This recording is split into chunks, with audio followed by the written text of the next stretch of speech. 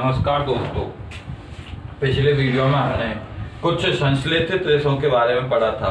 आज के इस वीडियो में भी हम कुछ और अन्य संश्लेषित रेशे अर्थात कृत्रिम रूप से निर्मित रेशों का अध्ययन करेंगे, जिनमें हम बात कर रहे हैं पॉलीएस्टर की। पॉलीएस्टर, पॉली माने अनेक, एस्टर माने एस्टर के अणु, अर्थात एस्टर के अनेक अणुओं से मिलकर बना रेशा पॉलीएस्टर होता है। पॉली अनेक, एस्टर एस्टर के अणु, अर्थात अनेक एस्टर के अणु जुड़कर एक बड़े पॉलीएस्टर अणु का निर्माण करते हैं। पॉलीएस्टर का जो निर्माण होता है वो एस्टर के अनेक अणुओं के से जुड़कर मिलने से होता है। अनेक पॉलीएस्टर के अणु जुड़कर क्या करते हैं? पॉलीएस्टर का निर्माण करते हैं। पॉलीएस्टर एक संश्लेषित रेशा है। क्या है? संश्लेषित रेशा है। पॉलीएस्टर जो है वो एक संश्लेषित रेशा है। इसका निर्माण कृत्रिम रूप से एस्टर रसायन द्वारा किया जाता है। किससे किया जाता है इसका निर्माण? एस्टर रसायन द्वारा किया जाता है। एस्टर रासायनिक पदार्थ जो है वो एस्टर रासायनिक पदार्थ द्वारा इसका निर्माण किया जाता है। एस्टर के अनेक अणु जुड़कर पॉलीएस्टर का निर्माण करते हैं। अब इस रेशे से जो बने कपड़े होते हैं उनकी कुछ विशेषताएं हैं। ये इनमें सलवटें नहीं पड़ती हैं, सलवटें नहीं बनती हैं। पॉलीएस्टर के जो कपड़े होते हैं, पॉलीएस्टर के कपड़ों में सलवटें नहीं बनती हैं, सलवटें नहीं पड़ती हैं और इन्हें आसानी से धोया जा सकता है। धोने में भी क्या होती है? आसानी होती है। धोने में भी क्या होती है? आसानी होती है। इन्हें आसानी से धोया जा सकता है। पॉलीएस्टर भी क्या है? पॉलीएस्टर एक संश्लेषित रेशा है। क्या है? पॉलीएस्टर एक संश्लेषित रेशा है और इस रेशे से बने जो कपड़े होते हैं उनमें सलवटें नहीं बनती हैं और सपाट होता है। धोने में भी आसानी होती है, सपाट होता है कपड़ा। ये जो कपड़ा होता है वो सपाट होता है और सरलता पूर्वक धुल सकता है। सरलता से इसको धोया जा सकता है। इसका उपयोग कमीज व अन्य परिधान बनाने में किया जाता है, अन्य वस्त्र बनाने में किया जाता है। मानव के पहनने योग्य वस्त्र बनाने में इनका उपयोग किया जाता है, जिनमें कमीज, कुर्ता, शर्ट, अन्य जो परिधान होते हैं, अन्य परिधान बनाने में पॉलिएस्टर का उपयोग किया जाता है। पॉलिएस्टर का यदि उदाहरण की बात करें तो टेरिलीन एक प्रकार का एक पॉलिएस्टर ही है। टेरिलीन क्या है? पॉलिएस्टर है। ध्यान से सुनिए, हम बात कर रहे हैं पॉलिएस्टर की। किसकी? पॉलिएस्टर की। पॉलिएस्टर बेटा एक संश्लेषित रेशा है जिसका निर्माण कृत्रिम रूप से पॉलीएस्टर से किया जाता है। पॉलीएस्टर एस्टर के अनेक अणुओं से जुड़ने से, एस्टर के अनेक अणुओं को जोड़ने से पॉलीएस्टर का निर्माण होता है। एस्टर के अनेक अणु जुड़कर पॉलीएस्टर का निर्माण करते हैं। एस्टर के अनेक अणु जुड़कर किसका निर्माण करते हैं? एस्टर का निर्माण करते हैं। किसका निर्माण करते हैं? एस्टर का निर्माण करते हैं। तो बेटा एस्टर के अनेक अणु जुड़कर पॉलीएस्टर का निर्माण करते हैं। इससे जो निर्मित कपड़ा होता है वो बहुत ही उच्च क्वालिटी का कपड़ा होता है और सस्ता भी होता है।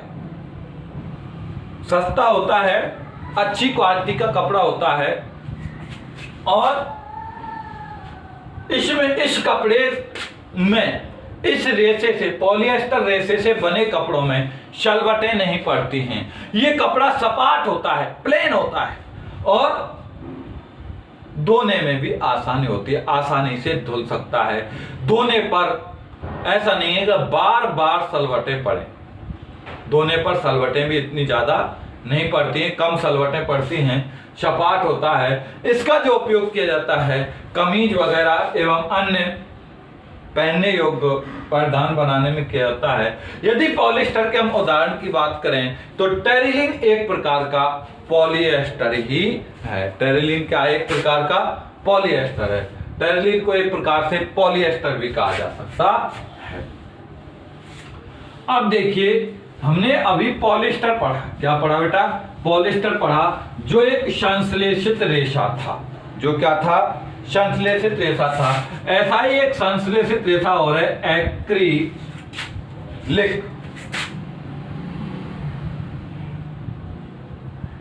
एक्रिलिक ये भी एक संश्लेषित रेशा है। क्या है? संश्लेषित रेशा है।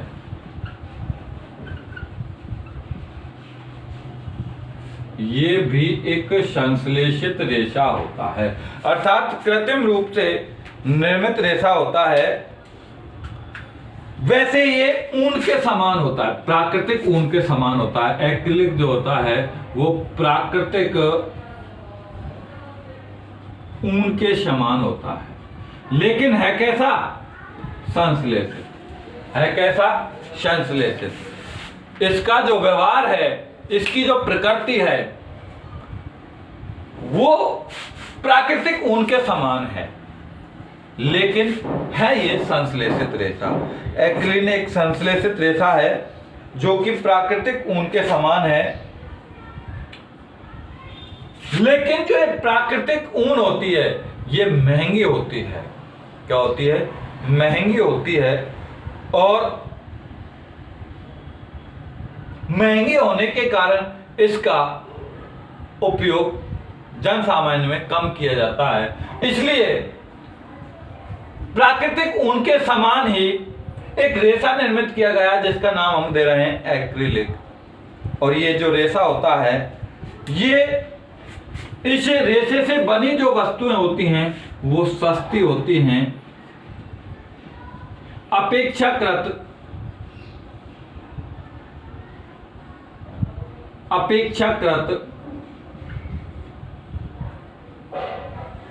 प्राकृतिक ऊन के।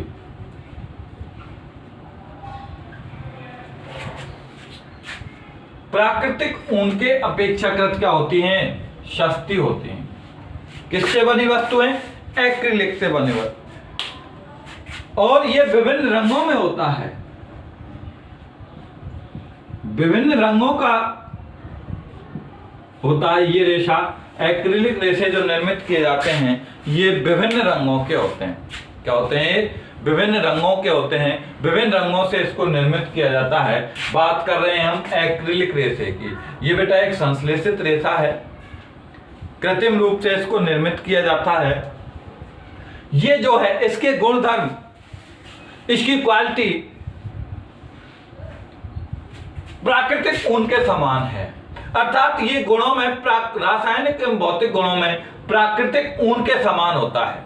इससे जो बनाए जाते हैं, अधिकांश सर्दियों के वस्त्र बनाए जाते हैं, जैसे स्वेटर, जर्सी, ऊनी वस्त्र जो बनाए जाते हैं वो एक्रिलिक रेशे से बनाए जाते हैं। ये प्राकृतिक ऊन के समान है। क्योंकि प्राकृतिक ऊन महंगी होती है, इसलिए उसका जन सामान्य में हर व्यक्ति उसका उपयोग नहीं किया जा सकता। तो उसके विकल्प के रूप में, प्राकृतिक ऊन के विकल्प के रूप में एक्रिलिक रेशे का उपयोग किया जाता है, जो सस्ता भी है और प्राकृतिक ऊन के बजाय अधिक मजबूत और टिकाऊ भी होता है। और ये विभिन्न रंगों में उपलब्ध है। क्या है? विभिन्न रंगों में उपलब्ध होता है। क्या? एक्रिलिक रेशा। तो हमने रेशों की बात की, पिछले वीडियो में भी हम कुछ रेशे पढ़ चुके हैं, और अब इस वीडियो में भी हमने पॉलिएस्टर और एक्रिलिक रेशे की बात की थी। अब बात आती है संश्लेषित रेशों के गुणधर्म। संश्लेषित रेशों के गुणधर्म।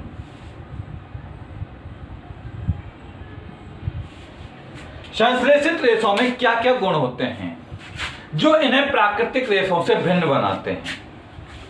तो कुछ गुणों की बात करेंगे जिनमें हम संश्लेषित रेशों में गुण जो पाए जाते हैं। देखिए बेटा, संश्लेषित रेशों से निर्मित वस्त्र जो होते हैं वो जल्दी सूख जाते हैं।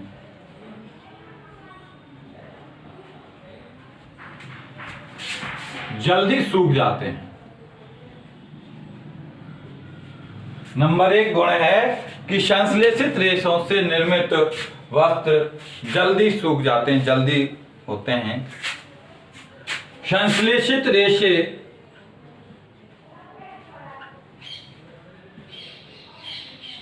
रेशों से निर्मित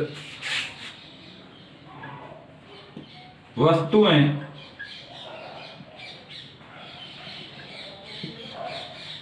अधिक चलाऊ होती हैं, या ये कह सकते हैं टिकाऊ होती हैं, अधिक समय तक चलती हैं।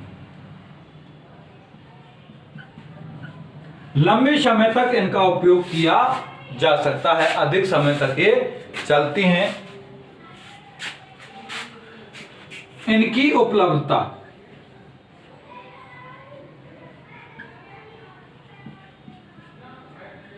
आसान होती है, अर्थात ये आसानी से उपलब्ध हो सकते हैं। अर्थात ये आसानी से उपलब्ध हो सकते हैं। इनका जो रखरखाव होता है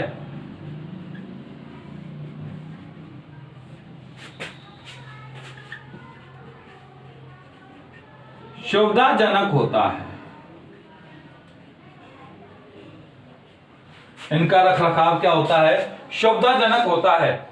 संश्लेषित रेशे जो होते हैं ये जल्दी सूख जाते हैं। संश्लेषित रेशों से निर्मित जो वस्तु होती है वो चलाऊ होती है, टिकाऊ होती है, मजबूत होती है, अधिक समय तक चलती हैं। ये आसानी से उपलब्ध हो सकते हैं। आसानी से सस्ते होने के कारण हर आदमी को, हर व्यक्ति को ये उपलब्ध हो सकते हैं। इनका रखरखाव भी सुविधाजनक होता है। इन्हें किसी विशेष रखरखाव की आवश्यकता नहीं होती। प्राकृतिक रेशों की अपेक्षा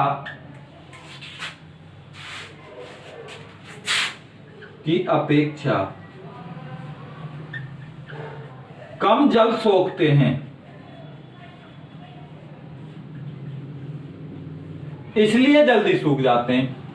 अभी आपने पढ़ा जल्दी सूख जाते हैं, उसका कारण क्या है कि ये प्राकृतिक रेशों की अपेक्षा कम जल को शोषित करते हैं, सोखते हैं, इसलिए जल्दी सूख जाते हैं।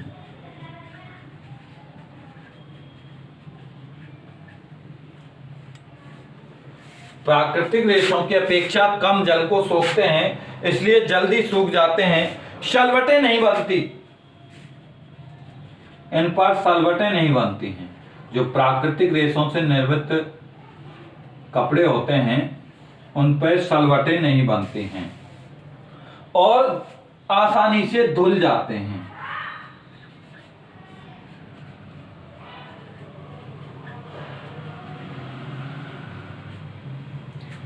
हम बात कर रहे हैं बेटा संश्लेषित रेशों के गुणधर्मों की, कि संश्लेषित रेशों में कौन कौन से गुणधर्म पाए जाते हैं जिनके कारण आज के समाज में उनका प्रचलन बढ़ा है। तो नंबर 1 बात की हमने, संश्लेषित रेशों से निर्मित जो वस्त्र होते हैं वो जल्दी सूख जाते हैं, आसानी से सूख जाते हैं, जिसका कारण भी मैंने आपको बता दिया कि वो प्राकृतिक रेशों की अपेक्षा कम जल सोखते हैं।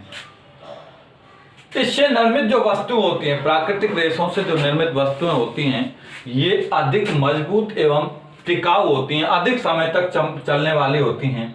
इनकी उपलब्धता आसान होती है।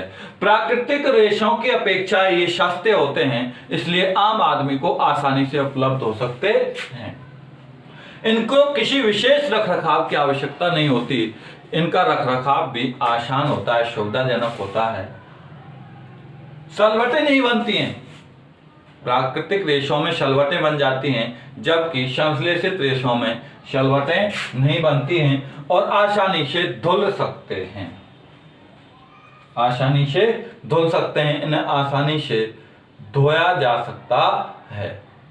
ठीक, इस तरह से आज हमने प्राकृतिक रेशों के कुछ गुणधर्म और संश्लेषित रेशों के गुणधर्म और संश्लेषित रेशों के कुछ उदाहरण पढ़े।